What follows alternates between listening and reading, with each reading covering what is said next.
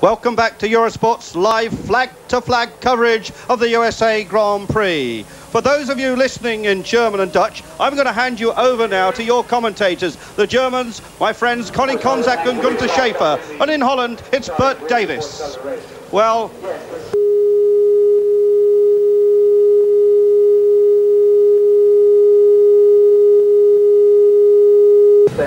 The rain is in the air somewhere. Whether we'll have it during the next 2 hours, I can guess at. But we saw something happen yesterday in Phoenix, which I didn't expect, and that was the entire day was saturated. The racetrack was wet from the last night. So that's one factor we can't predict. But really, the other factor I feel is really the key to this race is that there is no pre-season testing at Phoenix. It's a street track, so no one has got any advantage. And I think that, in fact, will help the weaker teams, the smaller teams, as opposed to the very strong teams, the McLarens, the Williams, the Ferraris. What about this situation where some of the big names like Nigel Mansell are way back on the grid? Are we going to have people charging through early on in the race? I would imagine Nigel Mansell, assuming they've got their problems sorted out, and I don't know if they're totally confident that they have, but I'm sure that Mansell is the one man who is capable of starting 17th in the grid in this race and finishing first at the end of the race. Well, John, what I'd like to do now is check on those top 10 qualifiers, the time set on Friday, of course, and that grid has a very unusual looking lineup just coming up in a moment. And if you remember, pole position for the first time since Silverstone in 1988, Gerhard Berger, his 5th ever pole in his first drive for McLaren Honda. On the front row for the first time in his career, the first time for a Minardi car, Pierluigi Martini. 3rd fastest qualifier. Big surprise, Andrea De Cesaris in the Dallara, but he crashed in the morning warm-up, but I understand that car will start. 4th, the talented young Frenchman Jean Alesi in the new-look Tyrrell. In 5th spot, hampered by a misfire, Ayrton Senna for McLaren. 6th fastest, settling in very well with Benetton Ford. 3 times world champion, Nelson Piquet. Starting 7th in his debut with Ferrari. Champion Alain Prost, last year's winner here. A big surprise in 8th place, the Osella of the man from the south of France, Oliver Griard. 9th for Williams Renault, Belgians Thierry Boutsen. And completing the top 10, the Italian Stefano Modena for Brabham. 5 Pirelli and 5 Goodyear runners in the top 10, and amazingly 4 cars relying on the Cosworth Ford engine designed 23 years ago, John. Well, that just goes to prove that today, with all the high tech that we have in Formula One motor racing, that a good set of tyres can offset all those, well, just incredible engines that Honda, Williams and Ferrari are producing.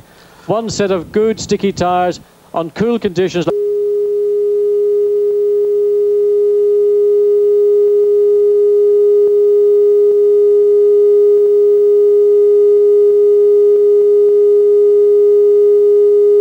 Lacey was quickest on the on-time session on Friday morning.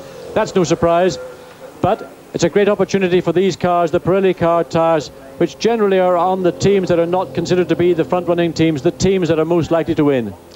Well, this morning we had a 30-minute morning warm-up session. That's always a very significant session, and that saw Senna fastest and Mansell take a trip into the wall. And those top 12 times were Senna quickest at 1 minute 30.456, Alesi on full tanks and soft Pirellis on 1 minute 30.985, 3rd fastest Berger 1 minute 31.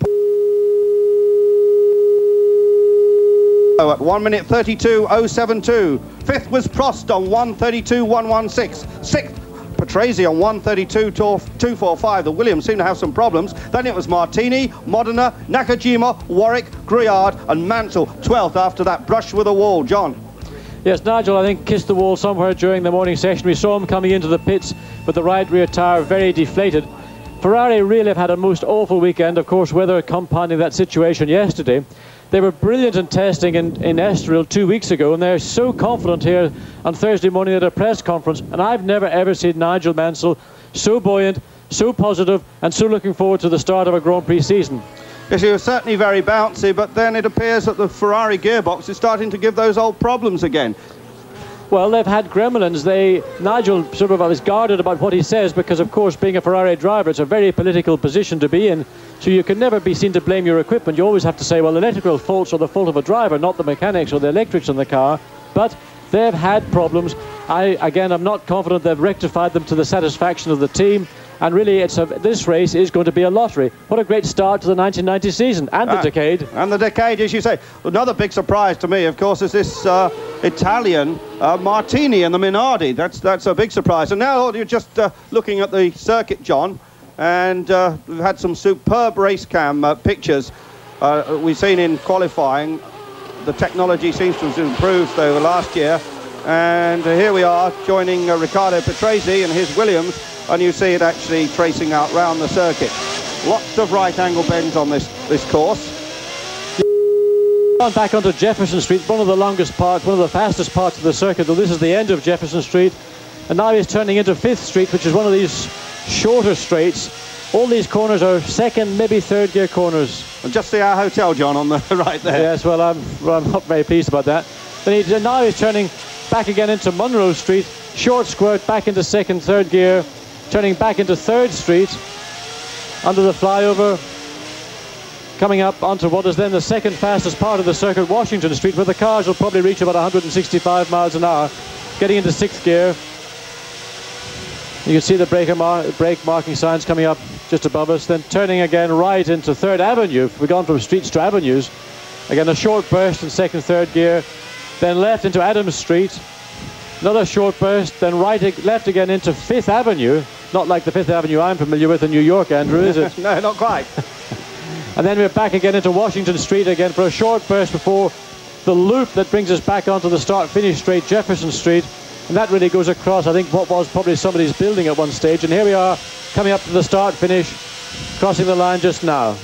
Yes, this race is going to run 72 laps, not as published. The race has been shortened after a stewards meeting. So there'll be 72 laps of this 2.36 mile, 3.798 kilometre circuit. That's a total distance of 169.92 miles. And for those of you in metric, 273.456. It's going to be a long way around here, though. We expect the race to run close up to the maximum of 2 hours. One of the things, Andrew, I think is going to be a lot more comfortable for the drivers today is that the ambient temperature is very, very much lower than what we had here in June last year when the first Phoenix Grand Prix was held. Then it was well in excess of 100, but today I would have thought if it's even in the middle 60s, that's going to be the highest we're going to see today. So for the drivers, it's a lot more comfortable.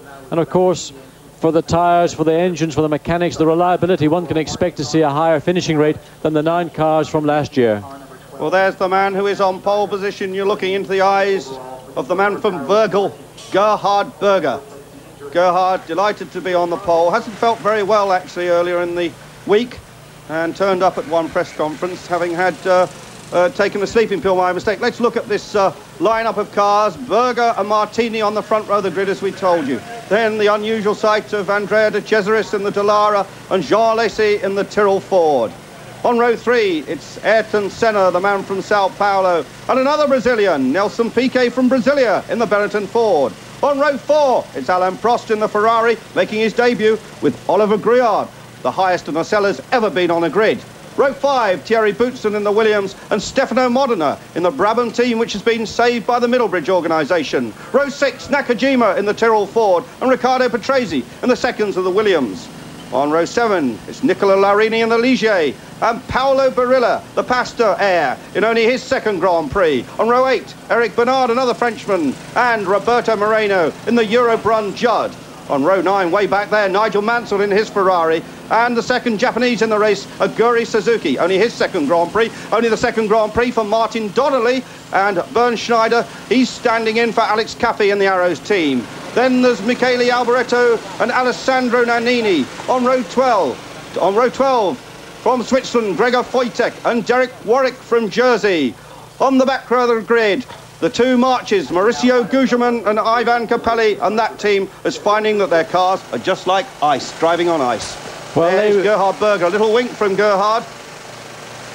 You thought, John, when you saw Gerhard at the press conference, that he was a man who has really got the weight of responsibility on his shoulders, but it does appear it was this sleeping pill that he'd taken by mistake. And meanwhile, we're looking into Jean Alesi's car and the new colour scheme of the Tyrrell.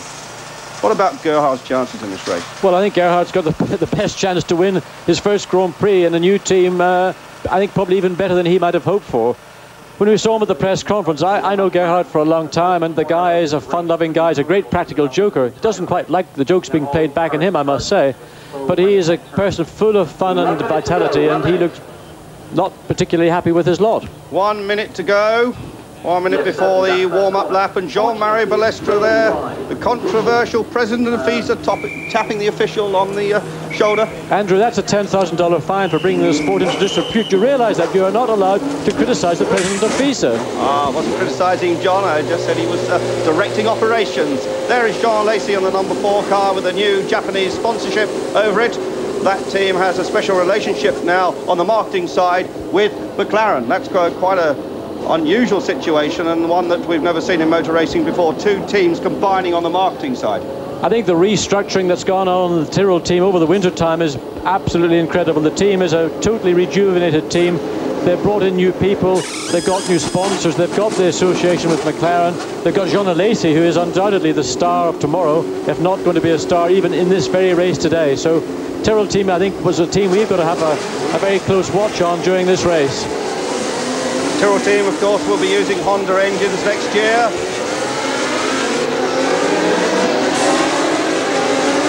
A very special welcome to all the people that work for the teams back at base. A lot of people put an amazing amount of man-hours in cars, and about 30 race mechanics. A lot of teams have as many as 120 other people back at base, and I know that all the Williams members are at their conference centre watching us live on Eurosport. So to the people at Williams, hello there. Sheridan Finn sends his regards. You know, one thing about all these people sitting back at home and watching, there's an enormous, and poor Martin Donnelly had a problem in practice this morning. His car, the engine was giving trouble, it wouldn't start, and in fact they thought it might have momentarily seized, and it seems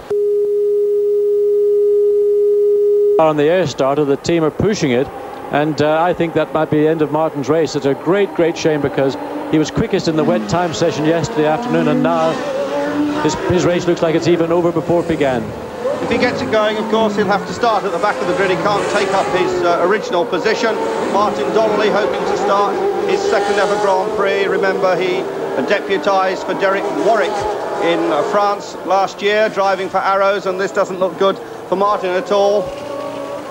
No, I think Martin's, if they can get that car started at all, it's going to have to be done from the pit lane, and of course he will join the race after the red light goes to green. But I would have said that the prospect of that car starting and joining the Grand Prix is not looking very good right at this stage. Those Lamborghini engines, the Lotus team have found out, use an awful lot of oil, or actually need a lot of oil to keep them working well. Yes, they're an engine that seems to require a large reserve of oil, and Lotus have not really got to terms with the engine, its characteristics, and unfortunately they're having to learn at the very first Grand Prix. We've seen that weaving a lot before, getting the heat into the tyres. What about tyres, John? Are we going to see any pit stops in this race? Well, all the Goodyear runners are running on their C compound tyre, and they're anticipating that tyre will be man enough to see the car through the race without a pit stop. The Pirelli runners are all running on their middle compound, and they're anticipating they all can go through, but they're not totally confident. If they have to make a pit stop, they will come in and they will fit their even softer race compound at the disadvantage of having to make a pit stop in the first place. Well, John, just before the start, we'll take a quick commercial break. Stay with us on Eurosport.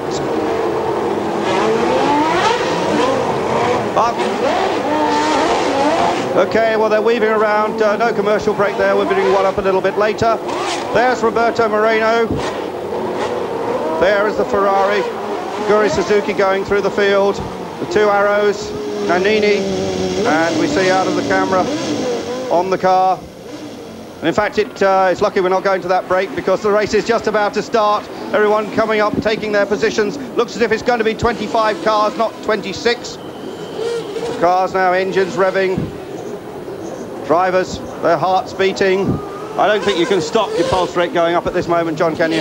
No, your pulse rate at this stage is running very high. In fact, at one stage, all the drivers had monitors fitted to them, and your heart rate was fluctuating between 150 and 200 beats per minute, and that's pretty high. But once the red light goes to green, that'll drop dramatically. But there'll be peaks and troughs throughout the race, but it's a fairly stressful situation, and everybody really now is looking for those lights to change. Well, it's going to be a fast run down Jefferson Street. Most of these cars over 600 horsepower. There you see in the inset, the lights, that'll go to red